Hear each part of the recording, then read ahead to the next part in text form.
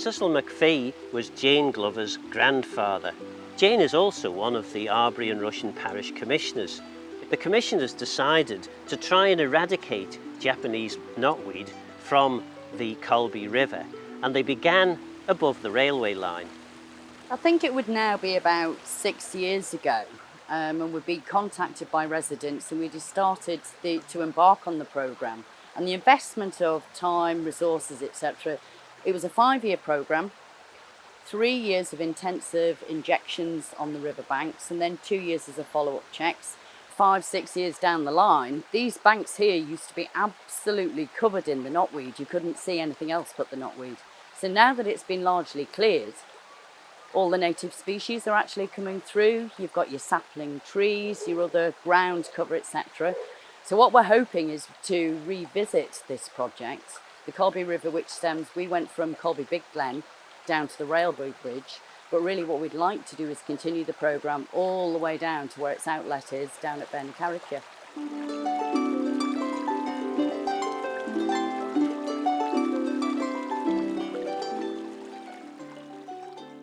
We've arrived now at Cubbins Bridge, the heart of Colby. Jane, Cecil McPhee was your grandfather. What do you remember about Cecil? Well, I only really remember him, I think I was about 20, 21 when he passed, but I have very fond memories. He was such a character, and we used to spend a lot of time down at his house down at Main Road, tinkling on the piano, that sort of thing.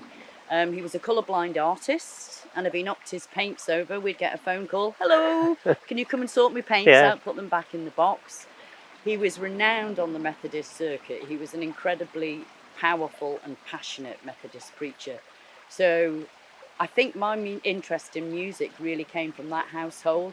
He used to take me along. I used to read the lessons and sing for the congregation to entertain them.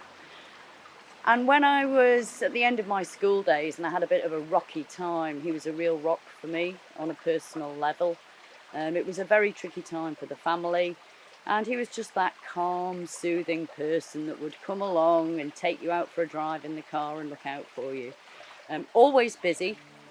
Yeah, and a prolific writer, of course, and of course his article that appeared in Manx Life was what inspired you to encourage the commissioners to create the Colby River, or Romance of the River Heritage Trail, and of course this film.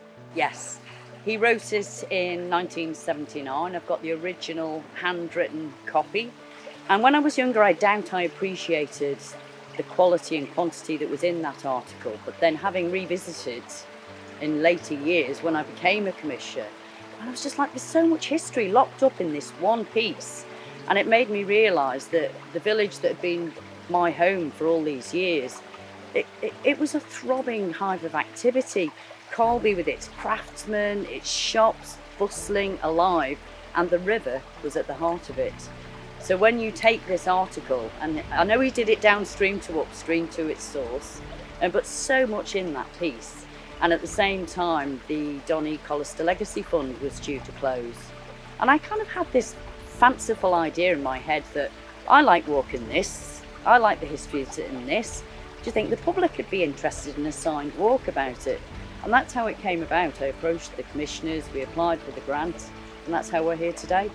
And it is such a beautiful walk, and I think we'll go the other side of Cubbins Bridge and find out a little bit more about the history of that part of Colby. Yes. Cubbins Bridge was built by a local craftsman. The date stone, now quite eroded, is built into the south of the wall of the bridge, and it's embellished by an engraving of the castle, the compass and square symbol, and the title and date, Cubbins Bridge, 1776.